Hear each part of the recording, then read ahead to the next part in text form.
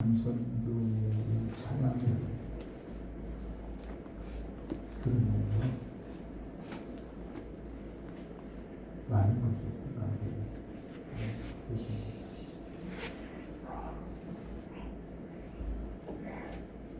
하나님을 엄청나게 많이 찬양하는 남성들이 같습니다. 제가 지나간 7개월 동안 찬양 하나 본 적 없어요. 찬양.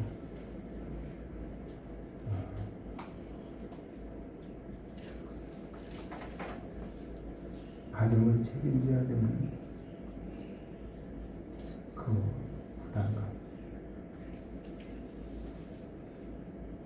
또 교회의 남성의 또 중직들로 교회를 섬겨야 되는 영적인 부담감.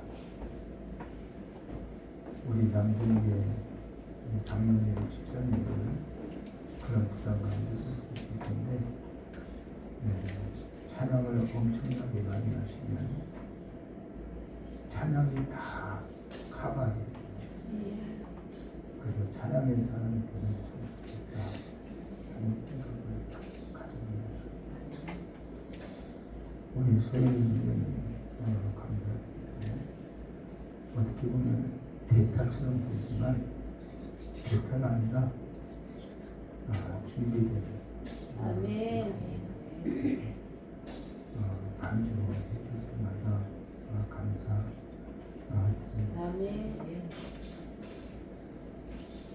지난 주간에 우리 집사람 생일이 있었거든요. 지난 36년, 제가 36년 살았는데 생일 축하 꽃을 한 번도 안 줬습니다. 사줄 수 있는 경제도 여유도 없었고, 그런 생각을 해보는 것 자체가 용납이 되지 않는 삶을 살아가는 것 같아요. 근데 문자가 왔더라고요. 제가 밖에서 일하고 있는데 목사님 꽃을 받았어요. 근데 세연이 선생님이 꽃을 주셔서 너무 기뻐하는 모습을 보고, 나도 1년에 한 번씩은 꽃을 선물해야 되겠다. 아멘. 그래서 아침에도 말씀드렸듯이 앞으로는 우리 모두가 다 표현하면 아멘. 격려하는 쪽이에요. 격려하는 것이나 축하하는 것이 다 표현해야 하거든요. 그래서 표현하는 우리 교회가 표현에 좀 인색하지 않는 우리 되면 참 좋겠다 하는 생각을 했습니다. 우리 아들이 우리 집사람한테 그랬대요. 단순한 목사님 이제 철드시는 것 같다고. 제가 생일날을 우리 집사람 정신이 생일날 정신사는 것도 평생 한 번에 제가 왜 그렇게 살아왔는지 잘 모르겠어요. 나이 먹어가면서, 나이 먹어가면서가 아니라 오늘에서야 그렇게까지 살 필요 없네. 내가 너무 지나치게 했구나. 후회, 미안함. 그럼에도 불구하고 내게 그 지켜준 그대에 대한 감사. 아멘. 이런 것이 아주 난감히 교차되는 그런 시간입니다. 서로 잘합시다. 남편들은 아내한테 잘하고, 또 아내들은 남편들에게 잘하고, 그러면 더 행복해지리라 믿습니다. 이 창세기 24장은 이삭의 로스트에 관한 책입니다.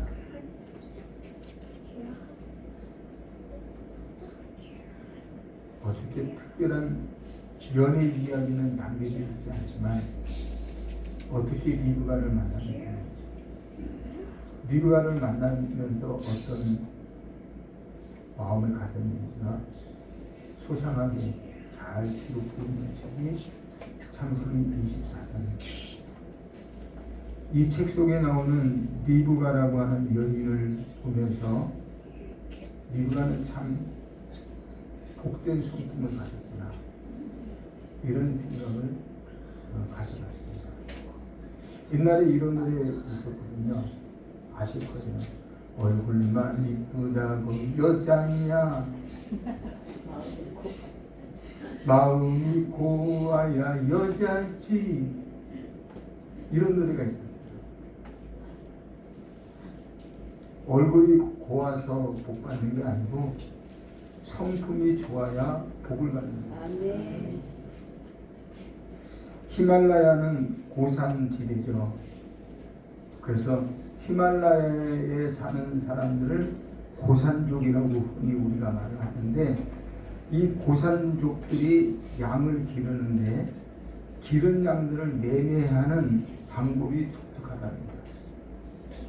양의 크기나 무게에 따라서 값을 정하는 것이 아니라 양이 가지고 있는 성질에 따라서 값을 정합니다. 옛날 제가 처음 목회할 때 김윤익 집사, 김윤익 씨가 있었는데, 이 김윤익 씨가 양도노부, 돼지를 막 150두, 200두, 300마리 막 이렇게 되는데, 가보면 돼지를 무게에 따라서 팔아요.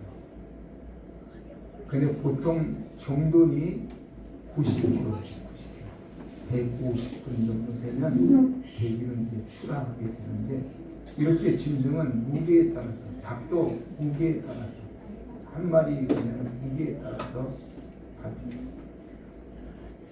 그런데 고산족들이 양을 판매하는 방법은 무게에 따라서가 아니라 잘생겼냐 못생겼냐에 따라서 양의 값을 매기는 게 아니고 그 양의 성질에 따라서 값을 매긴다는 거죠.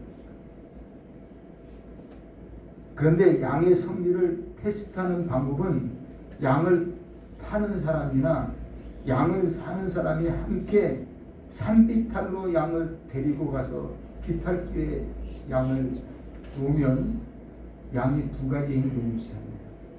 한 마리는 산비탈 위로 올라가는 양이 있고, 한 마리는 산비탈 아래로 내려가는 양입니다. 근데 비탈길 위로 올라가면 아무리 말라 있어도, 살이 별로 없어도, 말라 있는 양이라 할지라도 비싸게 팔리고, 비탈길 아래로 내려가면 아무리 살이 많이 있고 양털이 좋아도 그 양은 값싼 양으로 팔리게 된다는 겁니다. 대체적으로 볼 때 아래로 내려가는 양들은 성격이 사납고 주인의 말을 잘 듣지 않고 도망가기를 좋아하는 성품을 가지고 있습니다. 그러니까 양을 치는 목동에게는 아주 골치 아픈 놈이죠. 이 골치 아픈 성품을 가지고 있는 양은 아무리 잘났어도 값이 나가지 않는다.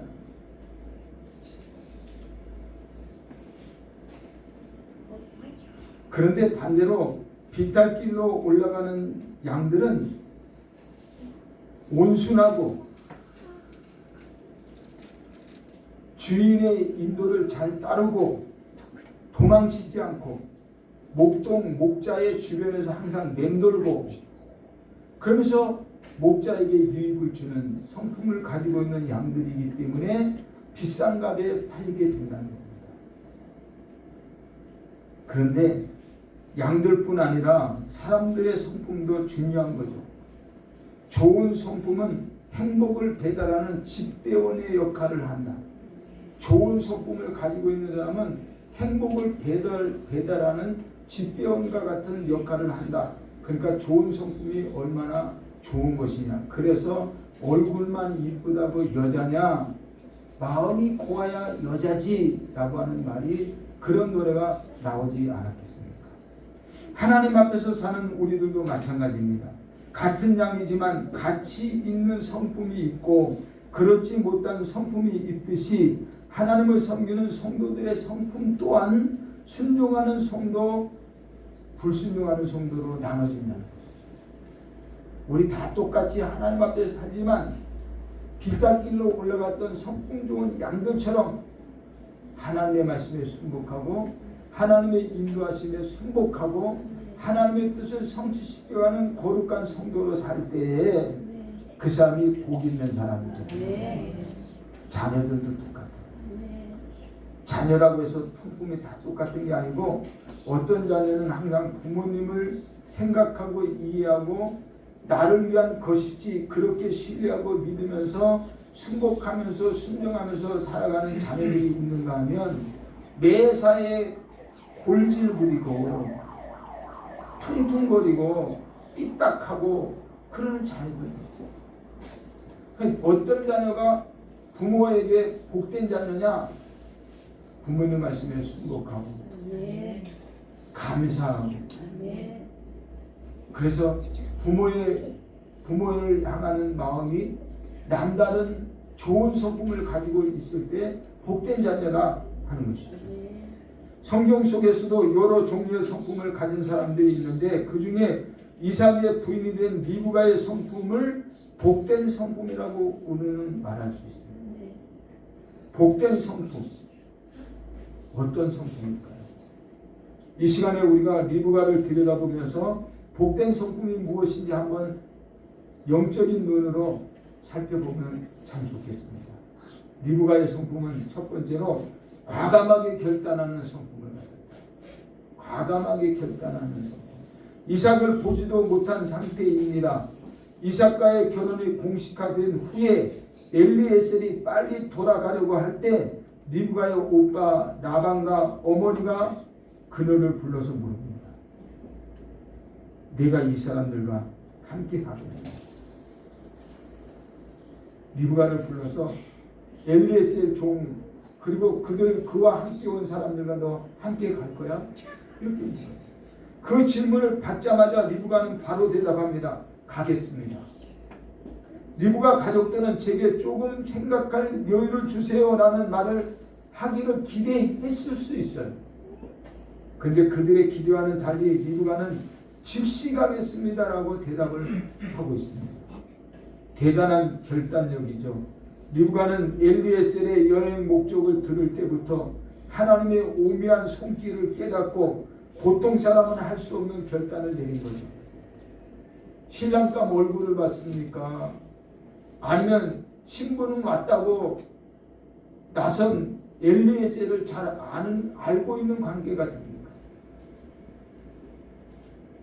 이 갈대아 우르라고 하는 이 넓은 지역에서 광야와 같은 지역에서 엘리에셀을 믿고 부모 곁을 떠난다는 거 쉽지 않았을 거예요. 그런데 그때 그 결단으로 그녀는 위대한 족장 가문의 일원이 됐고 후일에 예수님으로 이어지는 언약 가문의 한 일원이 됐다고 하는. 만약 이거 재보고 저거 재보고 자기 생각 집어넣고 환경과 형편을 집어넣고 생각하고 머뭇거렸다면 엘리에셀에 쫓아가지 못했을 거예요. 그러면 이삭도 만나지 못했겠죠. 근데 엘리에셀의 말을 전후사정을 다 듣고 내가 이 사람을 쫓아가겠다고 하는 결단력. 그러니까 복된 성품은 결단력이 있어요.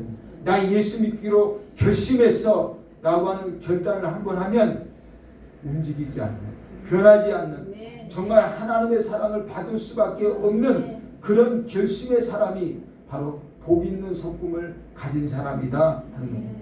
그처럼 복된 존재가 되기를 원하면 좋은 일이라고 생각되면 머뭇거리지 말자. 하나님을 위한 것이라면 머뭇거리지 말자. 하나님께서 내게 주신 비전이라면 머뭇거리지 말자. 내가 믿음으로 시작하는 것이 있다면 머뭇거리지 말자. 좋은 결단은 빠르면 빠를수록 좋은 것입니다. 참된 믿음이란 좋은 결단을 하고 흔들리지 않고 뒤돌아보지 않는 게 참된 믿음입니다. 결단하고 쫓아가면서 후회하고 뒤돌아보고 포기할까 낙심할까 절망할까 그러면서 서성거리는 것은 하나님이 기뻐하지 않습니다. 하나님이 롯을 구원하실 때 과정을 보니까 너 뒤돌아보지 말고 저 앞에 있는 소알 땅으로 피신하라. 그래서 롯은 하나님의 말씀을 붙잡았어요. 그 형편이 하나님의 말씀을 붙잡을 수밖에 없는 형편이었어요. 그래서 뒤돌아보지 않아요. 서성거리지 않아요. 머뭇거리지 않아요. 하나님이 지시한 땅으로 줄곧 뛰어갑니다. 부인이 서서 뒤돌아보는 그 순간까지도 말입니다.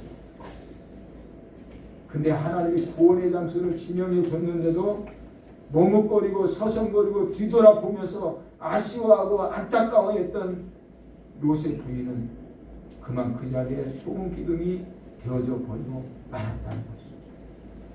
부딪혀보고 실패하는 사람보다 우유부단해서 실패할 기회조차 없는 사람이 더 못난 사람이 된다는 사실을 우리는 기억해야 합니다. 부딪혀보고 실패할 수 있어요. 근데 이런 사람들이 우유부단해서 실패할 기회조차 갖지 못하는 사람보다 훨씬 더 나은 사람이다. 우유부단한 성격, 얘는 바꿔서 과감하게 결단력을 가질 수 있는 복된 성품을 소유하는. 그래서 2020년을 하나님의 축복과 은혜 가운데 붙잡히는 우리 모두가 되기를 주님의 이름으로 축원합니다. 우유부단한 모습은 정신적으로나 영적으로도 좋지 않아요. 좋은 일을 위해서 결단할 때 과감하게 결단할 수 있는 믿음의 사람들로 쓰임받게 되기를 주님의 이름으로 축복합니다. 두 번째로 리브가는 순종하는 신실한 성품을 가지고 있습니다. 순종하는 성품. 고대에는 여성이 시집을 가면 다시는 친정 식구들을 보지 못할 수도 있어요. 지금 이 시대는 그렇지 않지만 옛날 아주 옛날에는 한 번 시집 가면 친정으로 와본다는 것이 평생 불가능한 일일 수도 있어요. 그것도 가까운 곳으로 시집 가는 것이 아니라 1000km 이상 훨씬 넘는 아주 먼 지역으로 시집을 가는 경우 가족을 보지 못할 것이라는 생각을 하지 않을 수 없죠. 그런 상황에서 어떻게 리브가가 나 쫓아가겠습니다, 나 저 사람들과 함께 가겠습니다 이렇게 결단할 수 있었을까요? 하나님의 뜻과 섭리에 대한 확신이 있었기 때문에. 이건 하나님의 섭리야, 이건 하나님이 정하신 바가 있어, 그러니까 나는 하나님의 뜻에 따를 거야, 이런 확신이 있었기 때문에 말씀에 순종할 수 있습니다. 아무리 똑똑해도 확신이 없으면 순종할 수가 없어요. 따라갈 수가 없어요. 결국 리브가는 하나님의 뜻에 순종하는 믿음으로 결국 천만인의 어미가 되고 그녀의 씨가 원수의 성문을 얻는 축복받는 존재가 되었다고 성경은 가르쳐 주고 있습니다.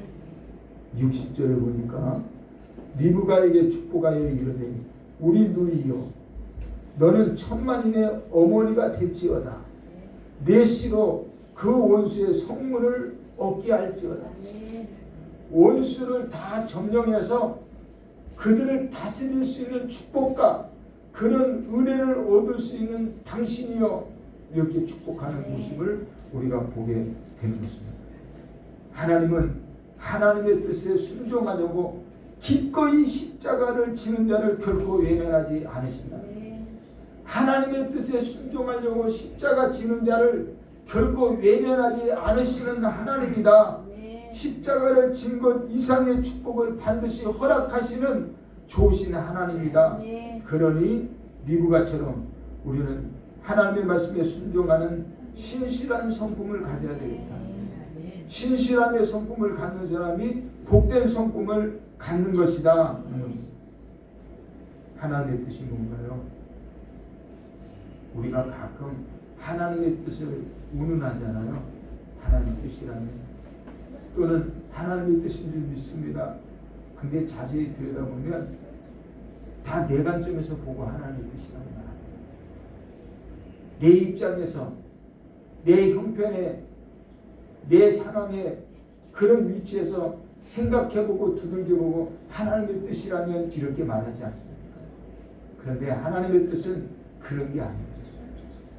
하나님의 뜻은 하나님의 말씀으로 지명해 놓은 것들이 있는데 그것은 바로 좁은 문으로 들어가기를 힘쓰는 게 하나님의 뜻입니다.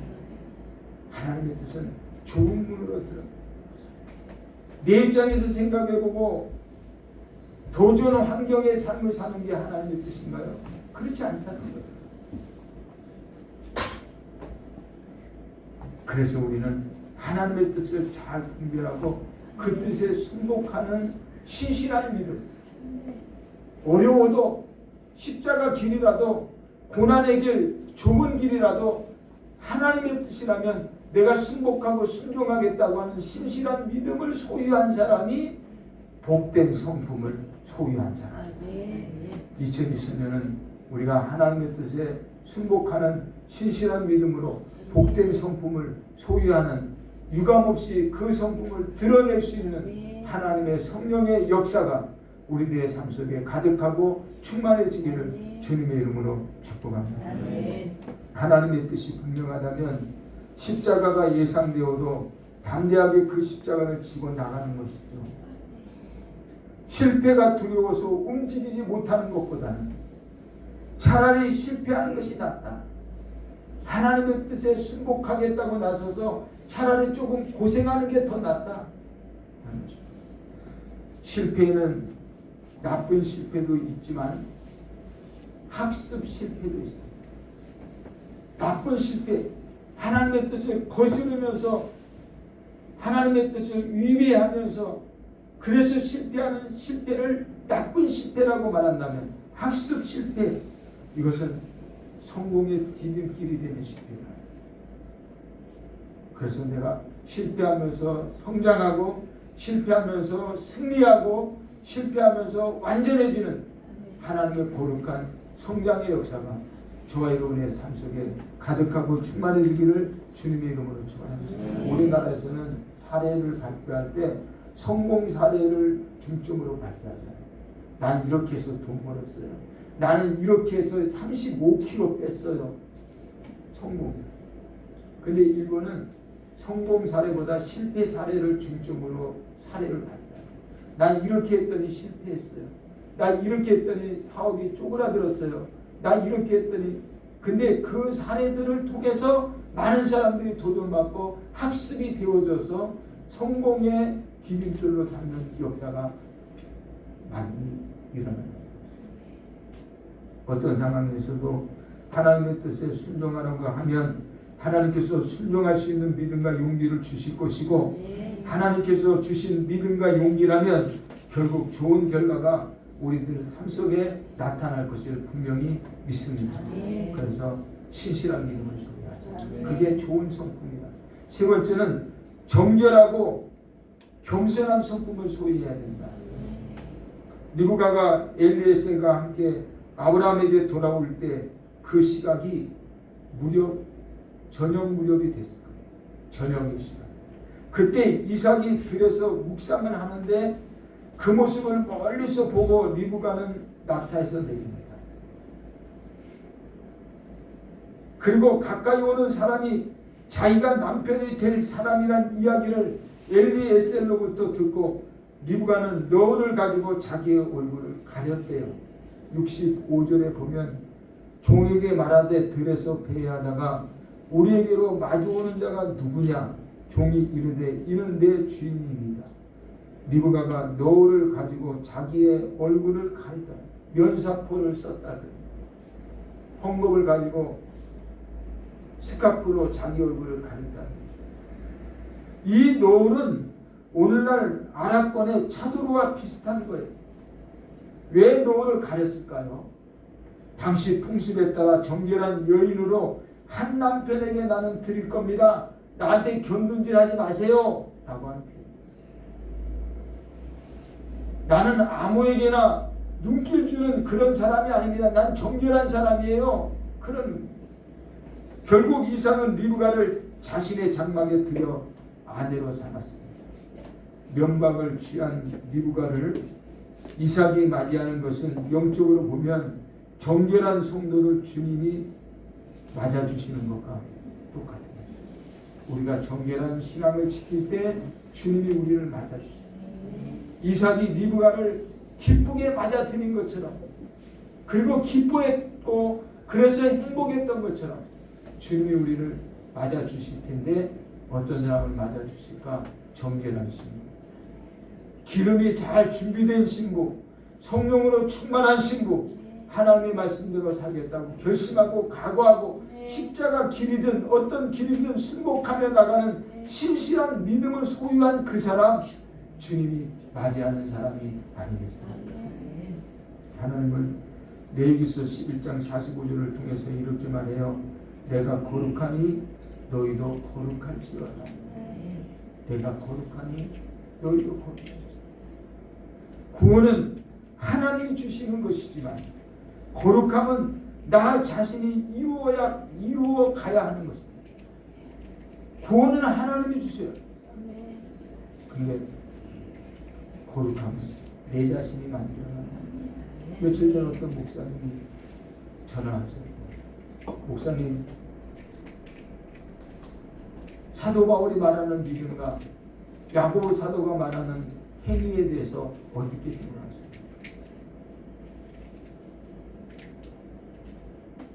그래서 복음의 대상이 달라서 사용하는 단어는 다르지만 결국 하나입니다.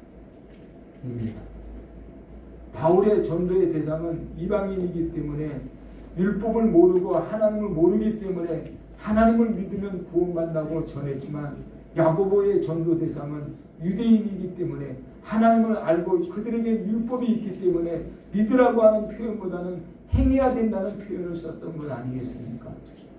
그렇게 설명을 했습니다. 그랬더니 요즘 믿음의 사람들을 보면서 행함이 너무나 없어서 답답해서 저한테 전화합니다. 그래서 로마서를 들어서 구원은 이신칭 오직 믿음으로 받는다. 구원은 믿음으로 받지만 그렇게 믿음으로 구원받은 사람은 믿음의 행위가 있어야 되는데 그것을 성화라고 말을 할 수 있고, 성화는 단계에 따라서 각종 다른 단계를 가지고 있지만 이제 믿음 시작한 사람과 오랫동안 신앙생활한 사람의 차이가 있겠죠. 그러나 거룩한 성화는 죽을 때쯤 이루어질 겁니다.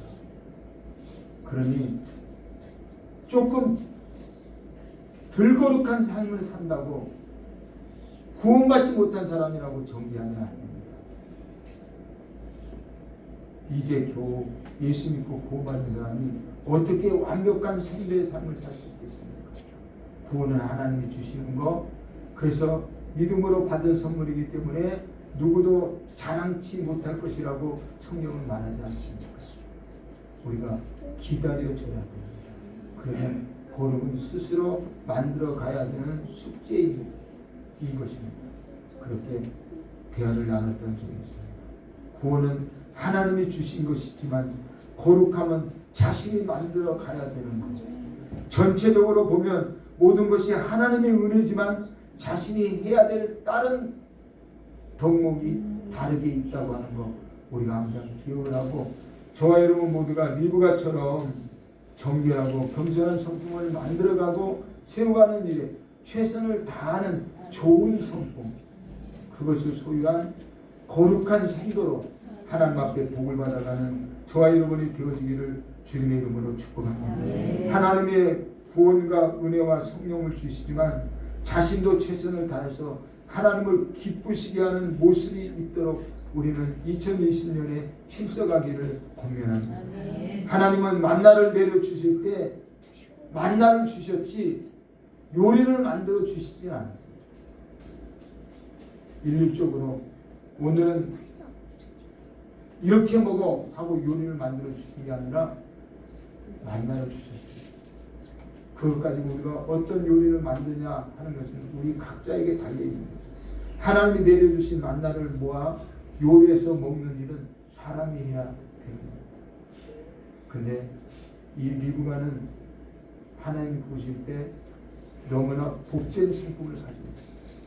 그래서 하나님이 그의 길을 이끄셨을 때 그는 하나님을 신뢰하고 아멘 하고 과감하게 결단내려 신실한 믿음으로 주님 앞에 나서서 천만인의 어미로 복을 받는 역사에서 내려갔던 모습을 성경에서 우리는 보게 됩니다. 응답은 하나님이 주실 겁니다.